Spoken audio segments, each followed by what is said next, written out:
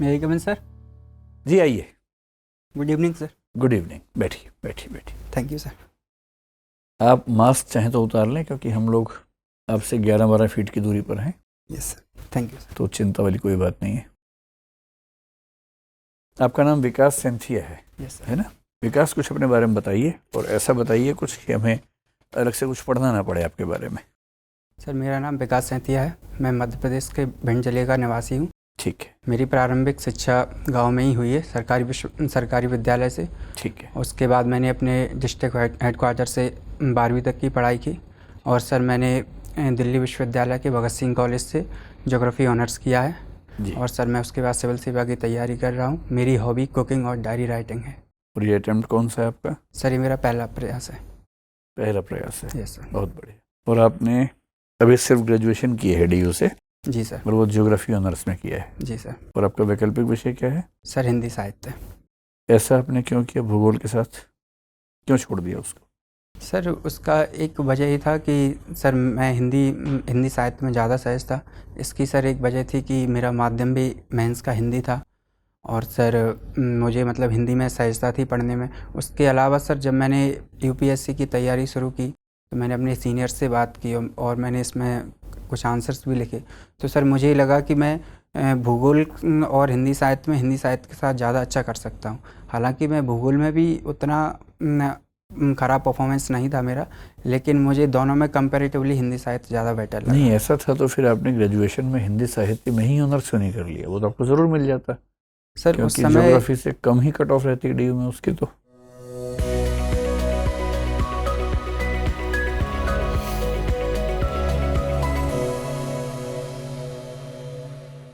Sir चूँकि उस समय उतना गाइडेंस नहीं था, मेरे पिताजी को इस DU के बारे में उतनी जानकारी नहीं थी, तो जैसा मुझे उस समय पता चला तो उस हिसाब से मैंने ज्योग्राफी में एडमिशन लिया। अच्छा। और आप भूगोल में भी कंफर्टेबल हैं अगर हम आपसे बात करना चाहें तो? जी सर। और हिंदी साहित्य में भी? जी सर। तो मुझे बताइए कि हिंदी साहित्य में जो भारतीय काव्य शास्त्र है उसमें जो कुछ संप्रदाय हैं, जैसे रस है, ध्वनि है, ऐसे कौन कौन से संप्रदाय हैं? सर ऐसे हिंदी साहित्य में 6 संप्रदाय माने जाते हैं। जी। एक रस संप्रदाय है, और दूसरा ध्वनि संप्रदाय है, तीसरा अलंकार संप्रदाय है, चौथा औचित्य संप्रदाय है, पांचवा वक्रोक्ति है, और छठवां रीति संप्रदाय है। क्या आप इन 6 के 6 संप्रदायों के किसी आचार्य का नाम बता सकते हैं? जी सर। बताइए। सर अलंकार के आचार्य भामा हैं, और रस संप्रदाय के भरत मुनि हैं, और रीति के आचार्य बामन हैं, और वक्रोक्ति के आचार्य कुंतक हैं, और औचित्य के आचार्य क्षेमेंद्र हैं, और ध्वनि संप्रदाय के आचार्य आनंदवर्धन। जब हम अलंकार की बात करते हैं तो 2 अलंकार बहुत प्रसिद्ध हैं। मैं बचपन से बहुत कंफ्यूज हूँ, आज तक समझ नहीं पाया हूँ। आप मुझे बताएं कि यमक और श्लेष में क्या अंतर होता है? सर यमक अलंकार में एक ही शब्द की पुनरावृत्ति होती है, लेकिन दोनों शब्दों का अर्थ अलग अलग होता है। जबकि सर श्लेष में एक शब्द होता है, श्लेष का अर्थ होता है चिपका हुआ, एक शब्द होता है उसके अर्थ अनेक हो जाते हैं। जैसे सर उदाहरण के लिए जैसे कनक कनक ते 100 गुनी मादकता अधिका है। इसमें सर जो कनक और कनक 2 बार आया है, इसका एक जगह अर्थ सोना है और एक जगह अर्थ है धतूरा। और सर इसी तरह से अगर श्लेष में देखें तो उसमें एक उदाहरण आता है, चिरजीवी जौहरी जुर क्यों न स्नेह गंभीर, को घट ए वृष भानुजा बे हलदर के वीर। तो यहाँ पे वृष भानुजा और हलदर के वीर, यहाँ इन चीज़ों के दोनों के 2 अर्थ हैं। एक वृष भानुजा का मतलब होता है वृषभ की अनुजा, यानी जो बैल होता है उसकी बहन। चलिए छोड़िए, ये बताइए कि अभी जब 2 दिन पहले भारत सरकार ने, इनकम टैक्स डिपार्टमेंट ने एक अखबार के दफ्तर पर छापे मारे, तो उसके बाद व्हाट्सएप पे एक मैसेज मैंने पढ़ा, बड़ा इंटरेस्टिंग। आप मुझे बताएं कि वो कौन सा अलंकार का उदाहरण है? वो ये था कि सरकार ने मीडिया से पूछा और मीडिया ने सरकार से पूछा, हम पर क्यों छापा?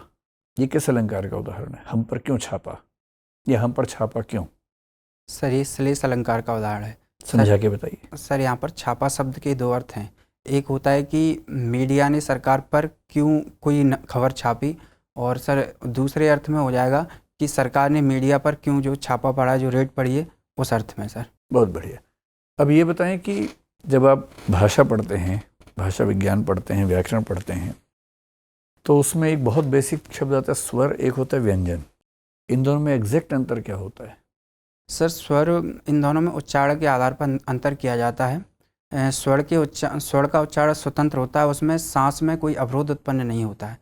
जबकि व्यंजन के उच्चारण स्वर स्वतंत्र नहीं होता है, वो स्वर के साथ उच्चारण होता है और उसके उच्चारण में सांस में अवरोध उत्पन्न होता है। अगर हम डिक्शनरी में दो शब्द ढूंढना चाहें, एक शब्द है आकाश और एक है आराम, तो पहले कौन सा आएगा, बाद में कौन सा मिलेगा?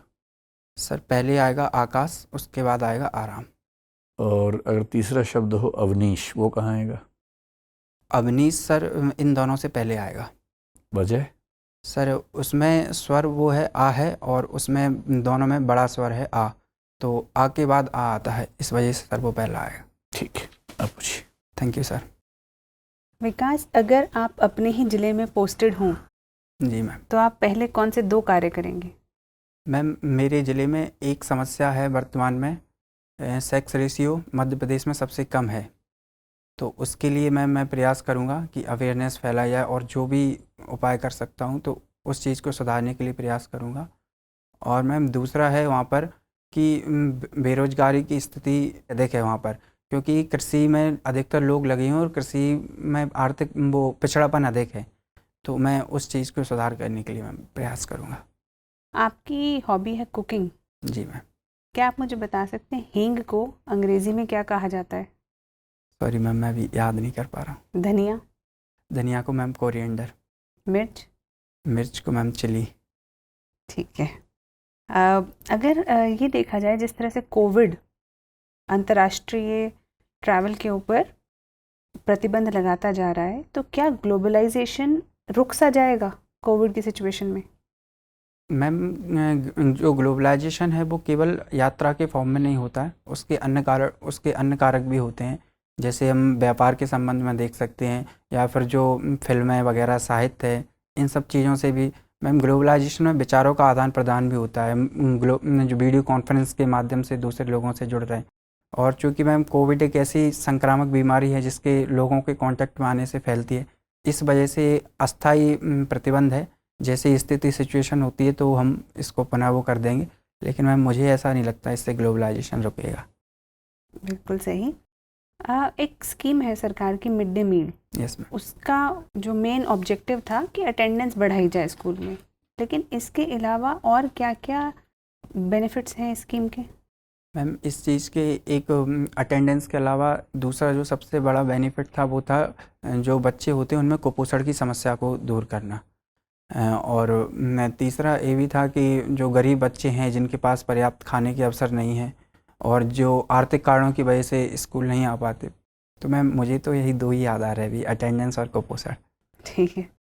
अगर आप ये बताएं कि साइबर क्राइम, साइबर टेररिज्म और साइबर वॉरफेयर, इन तीनों में क्या अंतर है? मैम साइबर क्राइम में होता है किसी भी सूचना संचार तकनीकी का प्रयोग करके कोई क्रिमिनल घटना करना, कोई क्राइम को अंजाम देना, जैसे इसमें साइबर स्टॉकिंग भी आता है, किसी की डेटा चोरी भी आता है, और यही अगर मैम बड़े पैमाने पर किया जाए जिससे जन धन की हानि बड़े पैमाने पर हो, तो उसको मैम साइबर आतंकवाद की संज्ञा दी जाती है। और मैम साइबर वॉरफेयर में होता है कि किसी एक देश के द्वारा दूसरे देश के जो क्रिटिकल इंफ्रास्ट्रक्चर होता है उसको नष्ट कर देना। आप अपने जीवन में सबसे ज़्यादा खुश कब हुए थे? अभी जो मैं याद कर पा रहा हूँ मैम, जब मेरा मेंस का रिजल्ट आया था। धन्यवाद Vikas. Thank you ma'am. Vikas, yes sir. भूगोल आपने पढ़ा है, विकास आपका नाम है, विकास की परिभाषा बताइए। सर मैम विकास का अर्थ होता है किसी भी क्षेत्र में मात्रात्मक और गुणात्मक परिवर्तन। विकास एक प्रक्रिया है जिसके माध्यम से वृद्धि सुनिश्चित होती है। मात्रात्मक और गुणात्मक परिवर्तन, मान लीजिए कि किसी देश में स्वास्थ्य की गुणवत्ता लगातार गिरती जा रही हो और पोषण की गुणवत्ता भी लगातार गिरती जा रही हो, तो क्या इसे विकास कहेंगे? सर जी नहीं। परिवर्तन का मतलब तो नीचे गिरना भी होता है। लेकिन सर गुणात्मक परिवर्तन में सर वो वृद्धि होती है, वो वृद्धि में जो गुणात्मक वो मात्रात्मक परिवर्तन होता है वो सकारात्मक और नकारात्मक हो सकता है। अच्छा, सकारात्मक होना चाहिए। लेकिन सर गुणात्मक परिवर्तन में ये बात अंतर्निहित होती है कि वो पॉजिटिव ही होगा, उसके गुणों में वृद्धि होगी। ठीक है, आपने ये कहा है कि आपको central sector scheme of scholarship का लाभ मिला था। जी सर। हम लोग ये भी सुनते हैं कि कुछ स्कीम सेंट्रली स्पॉन्सर्ड होते हैं, जी सर। और आपने लिखा है सेंट्रल सेक्टर स्कीम, तो दोनों में फ़र्क क्या है, सेंट्रल सेक्टर स्कीम और centrally sponsored scheme? Sir central sector scheme होती हैं, उनकी फंडिंग पूर्णतः केंद्र सरकार द्वारा की जाती है, जबकि जो सेंट्रल स्पॉन्सर्ड स्कीम होती हैं उनमें केंद्र सरकार और राज्य सरकारों का एक अनुपात होता है फंडिंग करने में। कुछ सेंट्रल स्पॉन्सर्ड स्कीम में जो सामान्य राज्य होते हैं उनमें 60-40 का अनुपात होता है, जबकि जो पिछड़े राज्य और पर्वतीय समझ राज्य। गया। आप मध्य प्रदेश से हैं और मध्य प्रदेश में पिछले 10-12 सालों में कृषि में अभूतपूर्व वृद्धि हो रही है। जी सर। मध्य प्रदेश का जो कृषि मॉडल है उसकी क्या खासियत है और क्या इसे अन्य प्रांतों में भी अपनाया जाना चाहिए? सर मध्य प्रदेश में जो कृषि में वृद्धि हो रही है वो कुछ ही फसलों में वृद्धि हो रही है। जैसे गेहूं में वर्तमान में मध्य प्रदेश पंजाब को पीछे छोड़ते हुए गेहूं उत्पादन में प्रथम राज्य बन गया है। इसके अलावा सोयाबीन और चना है, इन चीज़ों की वृद्धि हो रही है। तो इस वजह का सर वहाँ पे एक तो जो वहाँ की मृदा है, काली मृदा, वो उन फसलों के अनुकूल है। दूसरा सर सिंचाई के साधन, और तीसरा सरकार की तरफ से भी कुछ इंसेंटिव दिए जा रहे हैं। लेकिन सर इसको अगर किसी दूसरे राज्य में अपनाया जाता है तो इसके लिए ज़रूरी है कि उसमें कृषि में विविधता को भी अपनाया जाए, क्योंकि ऐसा देखने को मिला है जो मालवा रीजन के कुछ ज़िले हैं जहाँ पर गेहूं की फसल अत्यधिक होती है, उनको वर्तमान में सूखा जिला या काला जिला घोषित कर दिया गया है, क्योंकि वहाँ पर ग्राउंड वाटर से इतना जल निष्कासित कर लिया गया है कि वहाँ पर सूखे जैसी समस्या देखने को मिली है। पूरे भारत में छोटे और सीमांत किसानों का अनुपात लगभग 87% है, लेकिन मध्य प्रदेश में यह मात्र 66%, बल्कि 61% है। 40 लाख है। पूरे देश में 87 है, मध्य प्रदेश में 61 है, जिसका मतलब है कि मझोले और बड़े किसान मध्य प्रदेश में ज़्यादा है। क्या कृषि की तेज वृद्धि का एक कारण यह भी है कि वहाँ मझोले और बड़े किसानों का अनुपात ज़्यादा है? सर मुझे एग्जैक्टली तो नहीं पता, शायद हो सकता है सर, माफ़ी चाहता हूँ मैं इस बारे में। ये बताएं कि फसल का न्यूनतम समर्थन मूल्य और फसल का क्रय मूल्य, मतलब प्रोक्योरमेंट प्राइस और मिनिमम सपोर्ट प्राइस, दोनों में क्या अंतर होता है? सर मिनिमम सपोर्ट प्राइस सरकार द्वारा घोषित की जाती है, जो यह सुनिश्चित करती है कि अगर मतलब जो मंडियां हैं वहाँ पर किसान की फसल अगर किसी ने नहीं खरीदी तो सरकार न्यूनतम इस मूल्य पर खरीदेगी। और सर प्रोक्योरमेंट प्राइस डिमांड और सप्लाई पर निर्भर करता है, वो एमएसपी से ज़्यादा भी हो सकता है। अच्छा, ग्रामीण जो श्रम बाजार है जहाँ पर श्रम का क्रय विक्रय होता है, उसमें सुधार करने के लिए NREGS कार्यक्रम, जिसे पॉपुलरली नरेगा कहते हैं, वो 2006 में शुरू हुआ। अब कई लोगों की शिकायत ये है कि इस कार्यक्रम की वजह से ग्रामीण मजदूरी का स्तर इतना ऊंचा हो गया है कि खेती लाभप्रद नहीं रही और श्रमिकों की भी शॉर्टेज हो रही है, अर्थात लोग श्रम बाजार में विकृति की शिकायत कर रहे हैं। आपकी क्या समझ है?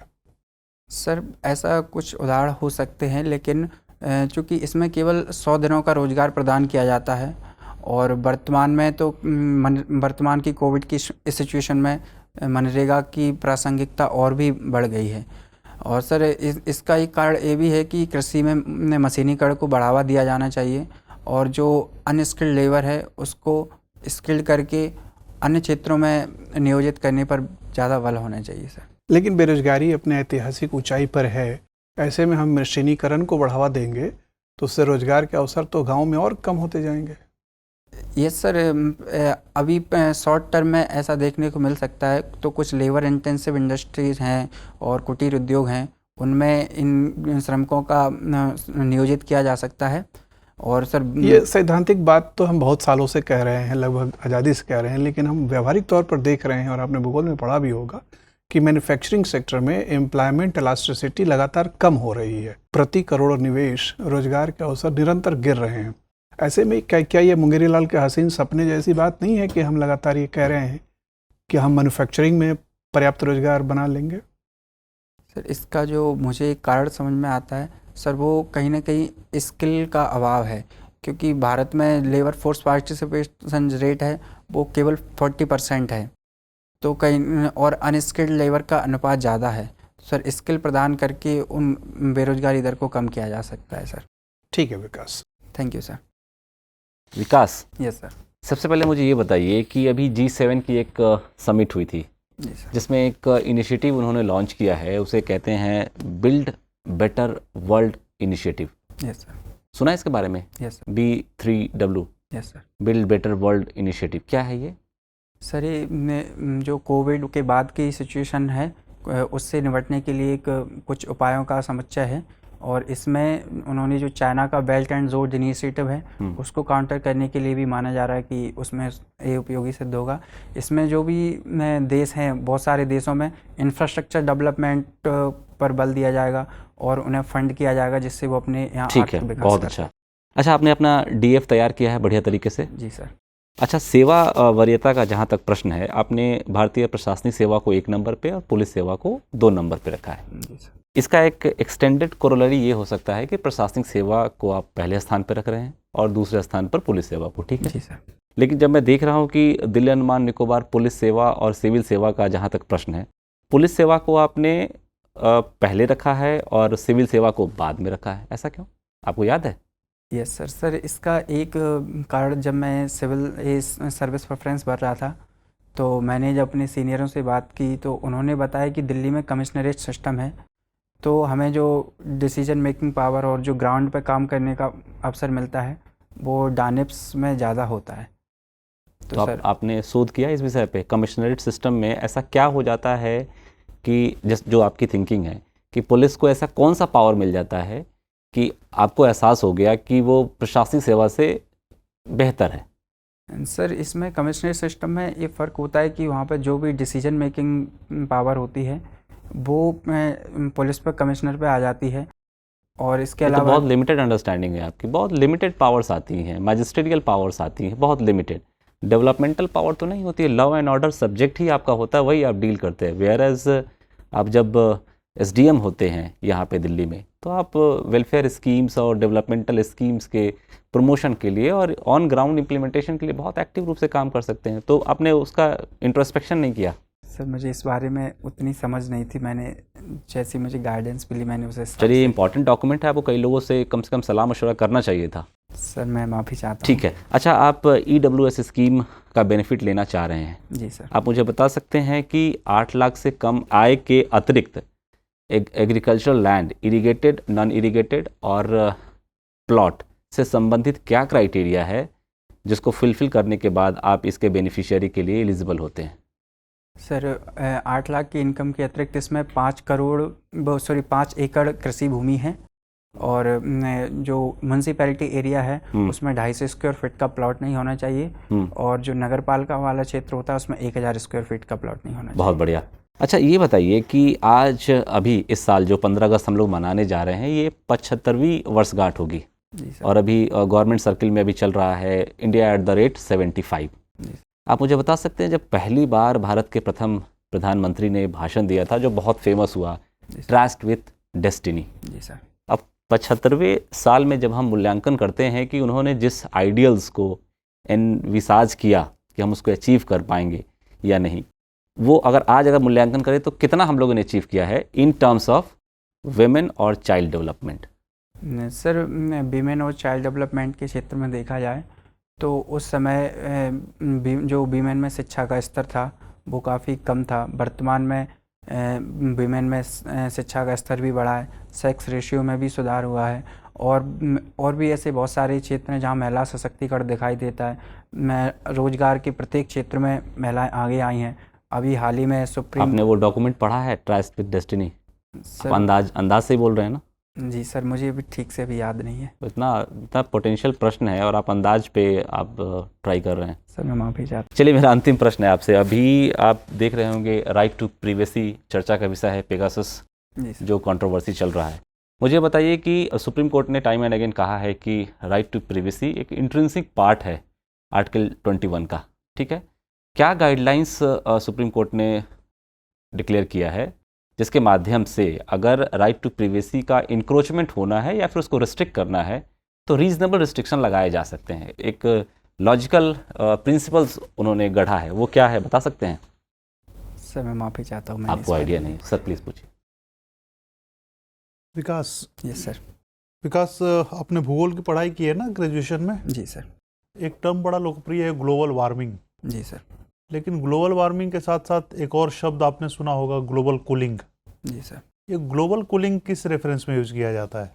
सर ग्लोबल कूलिंग का जैसे अभी वर्तमान में ग्रीन हाउस गैसों के जो टेम्परेचर बढ़ रहा है, तो इस संबंध में ग्लोबल वार्मिंग का यूज करते हैं। जब टेम्परेचर में कमी होती है तो ग्लोबल कूलिंग का प्रयोग किया तो अभी जाता लोग कह रहे हैं कि ग्लोबल वार्मिंग ही नहीं, ग्लोबल कूलिंग भी कहीं कहीं हो रही है। ऐसी संकल्पना सुनी है आपने? है। सर मैं माफ़ी चाहता हूँ इस क्या ग्लोबल वार्मिंग का एकमात्र प्रभाव यही है कि हर जगह तापमान बढ़ ही जाएगा? जी नहीं सर, ग्लोबल वार्मिंग से ओवरऑल क्लाइमेट चेंज की समस्या देखने को मिलती है। तो जहाँ भी एक्सट्रीम घटनाएं होती हैं, अगर जहाँ पर गर्मी है तो वहाँ पर ऐसी संभावना कि और गर्मी हो सकती है, जहाँ पर सर्दी है वहाँ पर भी ऐसा हो सकता है कि ये सर्दी वहाँ पर और बढ़ जाए। कहीं आपने सुना है कि कहीं पर टेम्परेचर कम होने लगा? सर मैं जैसे सबसे ठंडा क्षेत्र कौन सा, आर्कटिक और अंटार्कटिका माना जाता है। जी सर। तो आपके अनुसार चरम घटनाएं, यानी कि वहाँ पे कम ठंडा और ज़्यादा बढ़ जाए, तापमान और घट जाए, ऐसा हुआ है? सर मैंने इस बारे में नहीं सुना, माफ़ी चाहता हूँ सर। अच्छा ठीक है, ये बताइए कि ग्लोबल वार्मिंग के मैन मेड कॉज तो हम लोग बहुत सुनते हैं, एंथ्रोपोजेनिक रीजन या मानवीय कारण, जी सर। लेकिन अगर मानवीय कारण को हटा दिया जाए तो और कौन कौन से कारण हैं, कौन कौन से प्राकृतिक कारण हैं जिसकी वजह से तापमान बढ़ रहा है? सर एक तो इसका एक कारण होता है कि एक प्राकृतिक रूप से साइकिल चलता है। जैसे हम देखते हैं कि एक आइस एज आया था, उसके बाद से फिर ग्लोबल वार्मिंग बढ़ रही है। और सर दूसरा एक ये भी होता है कि वर्तमान में कई कारणों से जो प्रकाश का प्रकीर्णन होता है, तो जो सूट या कालिक जैसे कण होते हैं वायुमंडल में रहते हैं। और सर तीसरा एक ज्वालामुखी उद्गार की वजह से भी सर ऐसा होता है। ज्वालामुखी उद्गार से क्यों होता है? सर ज्वालामुखी उद्गार से सर ग्लोबल कूलिंग होती है। सॉरी सर, मैं अभी प्राकृतिक कारण सोच नहीं पा रहा हूँ सर। नहीं सोच पा रहे हैं? जी सर। अच्छा, आपकी हॉबी है कुकिंग ना? जी सर। अगर ग्लोबल वार्मिंग होती है, तापमान बढ़ता है, मान लेते हैं कि बढ़ता है, तो कुकिंग पर ओवरऑल क्या प्रभाव पड़ेगा? भारत में जो खाना बनाए जाते हैं या आपके क्षेत्र में मध्य प्रदेश में जो भोजन है, उस पर क्या प्रभाव पड़ेगा? सर ग्लोबल वार्मिंग का कुकिंग पर ये प्रभाव पड़ेगा कि जो भी फूड हैबिट्स होते हैं, जो फूड इंग्रेडिएंट्स होते हैं, उनमें परिवर्तन आ जाएगा। क्योंकि ग्लोबल वार्मिंग बढ़ने से फसल के पैटर्न में परिवर्तन आएगा और उसी हिसाब से खाद्यान्न। तो अभी मध्य प्रदेश में क्रॉप पैटर्न क्या है? सर अभी मध्य प्रदेश के विभिन्न भागों में अलग अलग फसल उगाई जाती हैं। जो सामान्यतः कॉमन फसल उगाई जाती हैं वो गेहूँ, ज्वार, बाजरा, सोयाबीन और दलहन की फसल उगाई तो अगर जाती है। तापमान बढ़ता है तो कौन सी फसल रिप्लेस हो जाएगी और किस फसल से रिप्लेस होगी अनुमानतः? सर ऐसा अनुमान है कि जो भी जैसे ज्वार, बाजरा जैसी फसलें हैं, तो इनमें उपज अच्छी हो सकती है क्योंकि ये सूखा प्रतिरोधी फसलें मानी जाती हैं। इनमें तापमान सहने की क्षमता अच्छी होती है, जबकि गेहूं और सरसों जैसी फसल जिनके लिए सर्दियों का मौसम आवश्यक होता है, ये रिप्लेस हो सकती हैं सर। अच्छा, आपके यहाँ सोयाबीन एक महत्वपूर्ण फसल है? जी सर। है ना? और सोयाबीन की खेती अभी किसानों ने कहा कि बड़ी महंगी हो गई है। जी सर। तो उस पर एक बयान आया, किसी अथॉरिटी का, मंत्री का बयान आया कि किसानों को सोयाबीन की खेती छोड़ देनी चाहिए। अगर खेती करना महंगा हो गया है तो इसको छोड़ देना चाहिए। आप इस बयान से सहमत हैं? सर मैंने ये बयान सुना ही नहीं माफ़ी आपने? चाहता हूँ सर। मध्य प्रदेश का कोई प्रसिद्ध भोजन बताइए।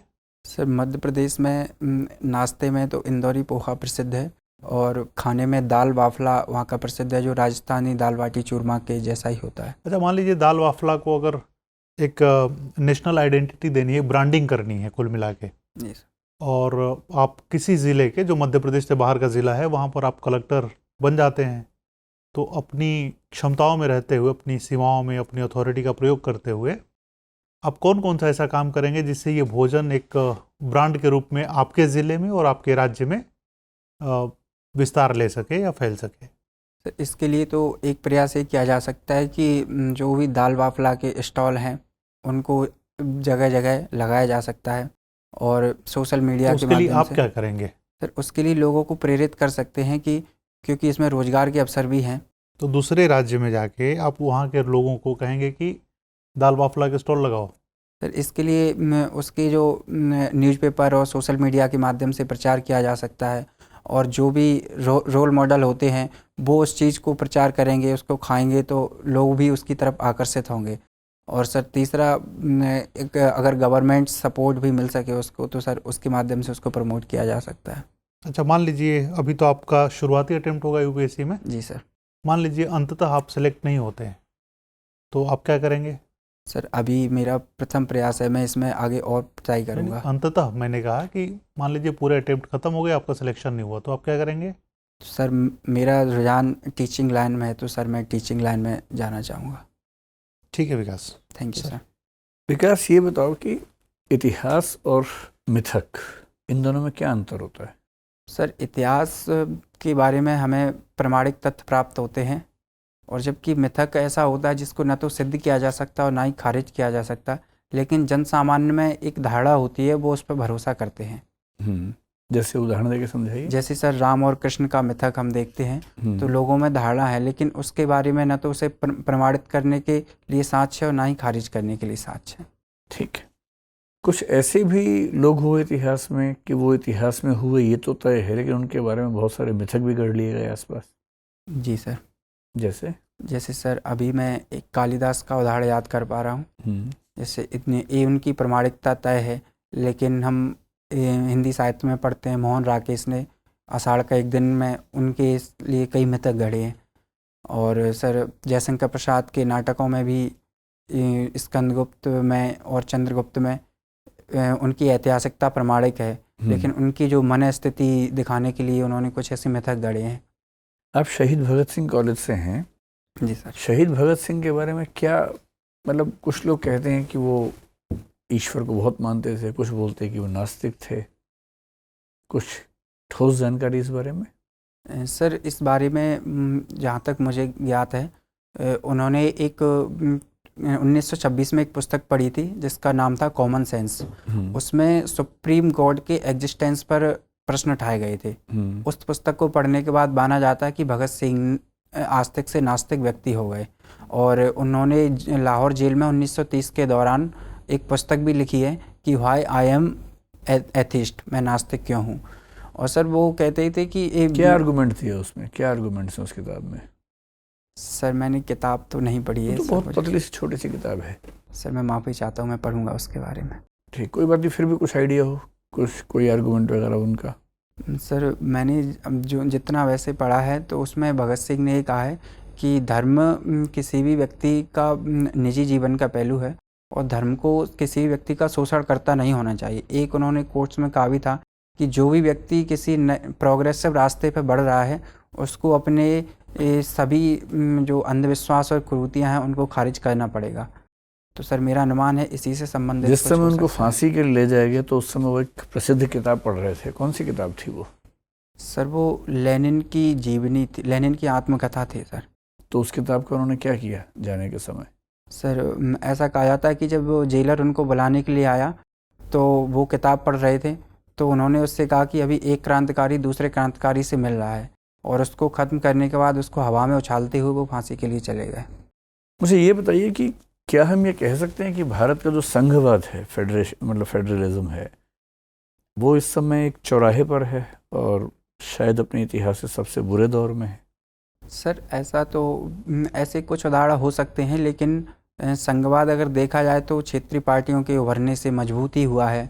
वर्तमान में भी GST council, inter state council जैसे संगठन हैं जिनके माध्यम से सर संघवाद को मजबूती हुई है। Ministry of cooperation, yes sir. इसी प्रकार से जो फार्म लॉज हैं, फार्म्स के बारे में जनरल परसेप्शन ये है कि वो राज्यों के कानून है, उसमें केंद्र को दखल नहीं देना चाहिए। जी सर। फिर शिक्षा को लेकर जनरल अंडरस्टैंडिंग ये है कि हर राज्य की अपनी शिक्षा नीति होनी चाहिए, उस पर नेशनल एजुकेशन पॉलिसी आई है। क्या हम कह सकते हैं कि ये सारी चीज़ें केंद्र सरकार के राज्यों पर बढ़ते हुए हस्तक्षेप का मामला है? सर जहाँ तक फार्म लॉज की बात है तो इसके लिए मैं संवर्ती सूची में एक ऐसी एंट्री है जिसके माध्यम से नहीं, वो तो है, संवर्ती सूची में शिक्षा भी है ही, उसमें कोई दिक्कत नहीं है, मतलब कानूनन साबित तो हो ही जाएगा। लेकिन फेडरलिज्म की जो एक भावना है, जो एक अंडरस्टैंडिंग है, क्या वो पहले की तुलना में डिप्लीट हुई है, कमज़ोर हुई है? सर कमज़ोर तो नहीं, इसका एक ये है कि कुछ विषय ऐसे हैं जिन पर एक समान कानून की ज़रूरत है। तो सरकार ने जैसे न्यू एजुकेशन पॉलिसी है उसके माध्यम से राज्यों को वो एक मॉडल प्रदान किया है कि इसके अनुसार आप अपनी प्रत्येक राज्य की शिक्षा पद्धतियों को वो परिवर्तित कीजिए। उसके अलावा सर राज्यों के पास भी अपने स्टेट बोर्ड और अपने सिलेबस वगैरह डिसाइड करने का अधिकार है। अभी 2 दिन पहले मुंबई में एक राज कुंद्रा नाम के व्यक्ति गिरफ्तार हुए। जी सर। जिन पे आरोप है कि उन्होंने कोविड के दौर में कुछ ऐसी ऐप्स बनाई जिन पे पोर्नोग्राफिक वीडियोस या कंटेंट उपलब्ध करवाते थे।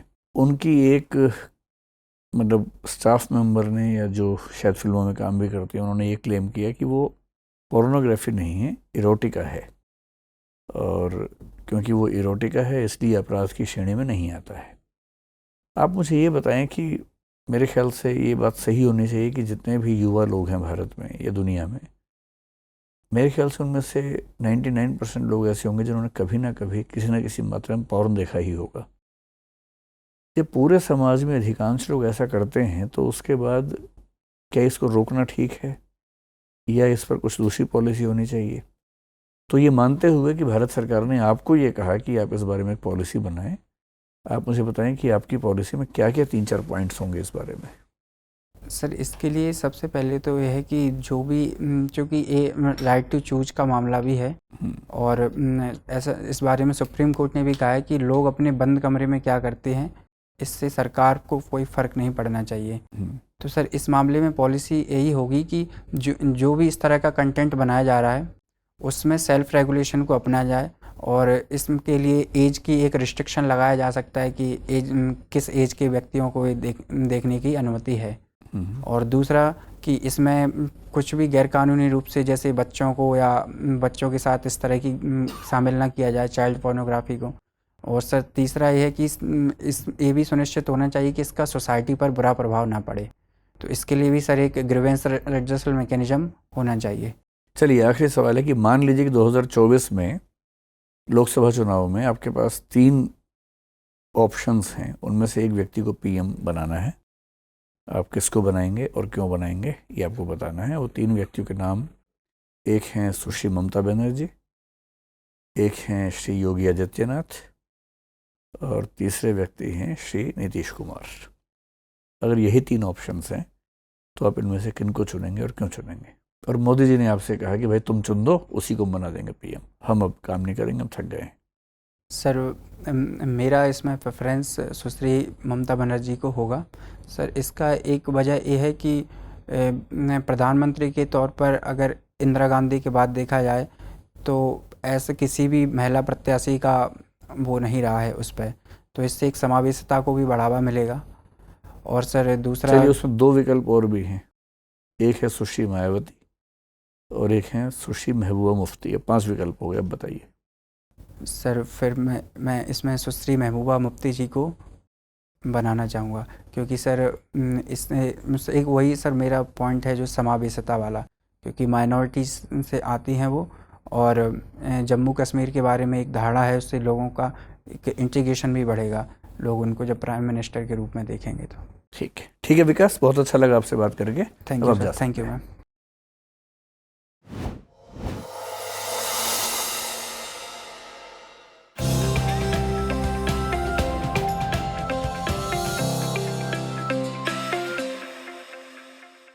बैठो विकास, बैठो। Thank you sir. कैसा लगा इंटरव्यू देके? सर ठीक था, कुछ एरियाज हैं जहाँ पे जैसे सर मैं ज्योग्राफी में उतना साइज महसूस नहीं कर। फंसा दिया सर ने। यस सर, एक सर वो डानिप्स और उस पे क्वेश्चन पे मुझे ठीक से आंसर। बात नहीं, ये तो होता रहता है, थोड़ा बहुत तो होगा ही होगा। और आपका ओपिनियन है, आपने बताया कि कमिश्नरेट सिस्टम है, सर ने ओपिनियन दिया कि थोड़ा और रिसर्च कर लेना चाहिए, तो इसमें कोई दिक्कत नहीं। ये कोई ऐसी बात नहीं है कि चिंता की जाए उसके लिए। और कुछ ऐसा? सर अभी तो मैं नहीं सोच पा रहा हूँ सर, आप बताइए। पहला अटेम्प्ट है, सबसे बड़ी बात है। आपको लेके जनरल परसेप्शन हमारा ये है कि आपका इंटरव्यू बहुत शानदार हुआ है, और क्योंकि आप फर्स्ट अटेम्प्ट वाले हैं तो इस बात के सीरियस चांसेस हैं कि आप पहली बार में कुछ बड़ा अचीव करें, काफ़ी बड़ा। Thank you. ठीक है। ड्रेसिंग आपकी बढ़िया है, हालांकि मैं एडवाइस करूंगा कि अगर हो सके तो टाई में थोड़े ऑप्शंस देख लीजिए। डार्क मैरून और ब्लैक का कॉम्बिनेशन होगा ना, क्योंकि वो सूट से बहुत मैच करने से वो कंट्रास्ट उभर के नहीं आता। देख लीजिए, ना सूट करे तो फिर ये भी ठीक है। जी सर। सॉक्स थोड़ी सी बड़ी पहन लीजिए, बहुत छोटी हैं जी तो सर। ठीक नहीं, मतलब ये फैशन के लिए ठीक है लेकिन इंटरव्यू के लिए ठीक नहीं है। जी सर। फैशन में तो ये चलती हैं आजकल ना। पूरे इंटरव्यू में अगर मुझे ढूंढने हो 2-4 चीज़ें जो कमज़ोर हैं, वो भी ढूंढने के लिए मैं कह रहा हूँ। जैसे आपने हिंदी साहित्य क्यों लिया, इसका उत्तर शुरू में बहुत कन्विंसिंग नहीं था। जैसे आपने सीधे कहा कि मैंने अपने सीनियरों से पूछा, बेहतर होता कि आप कहते कि सर मैंने ज्योग्राफी से तैयारी शुरू की थी, लेकिन मेरे आसपास जो लोग ज्योग्राफी से तैयारी कर रहे थे, सीनियर्स लोग भी, जब उन सब के रिजल्ट देखे, मार्क्स देखे, तो मैंने पाया कि हिंदी मीडियम में ज्योग्राफी उतना अच्छा परफॉर्म नहीं करता है, मतलब अंक नहीं आ पाते हैं।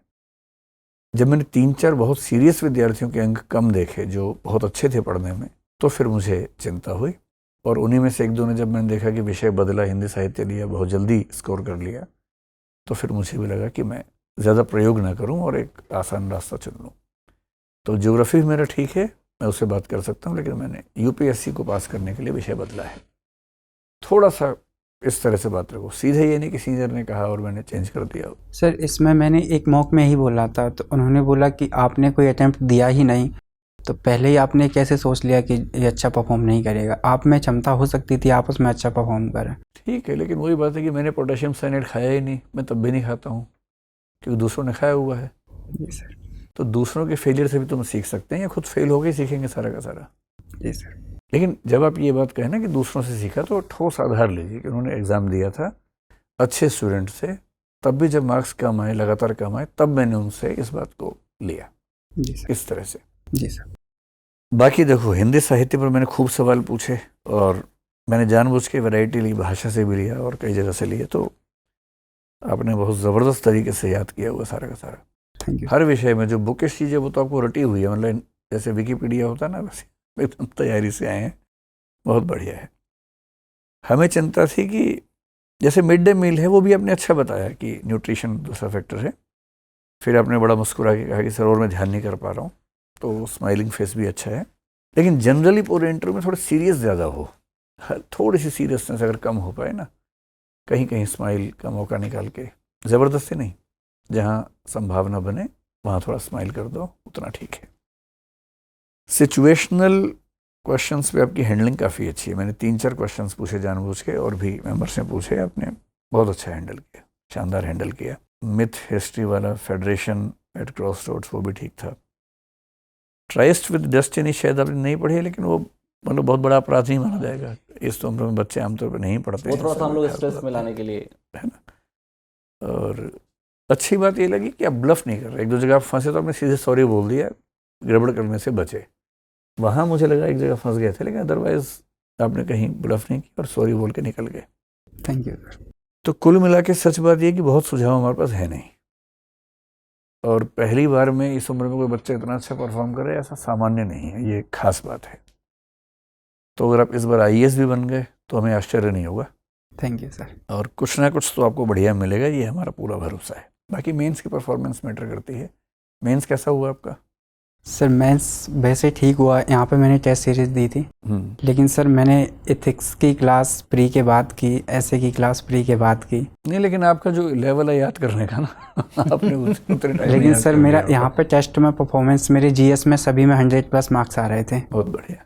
तो सर उस बेसिस पे मुझे अनुमान है मेरा अच्छा ही गया नहीं, है। हिंदी साहित्य में जितना आपको याद है, मेरा ख्याल है उसमें भी आप मतलब 300+ जैसा कुछ लेके आएंगे। सर यहाँ तो यही स्कोर था, 300 के अराउंड था है सर ना। मेरा। हाँ, नहीं, आपका लेवल बहुत अच्छा है। तो अग्रिम बधाई तो हम नहीं देंगे क्योंकि यूपीएससी ही है, लेकिन शुभकामनाएं। थैंक यू ठीक है, sir. All the best. Thank you ma'am. Thank you.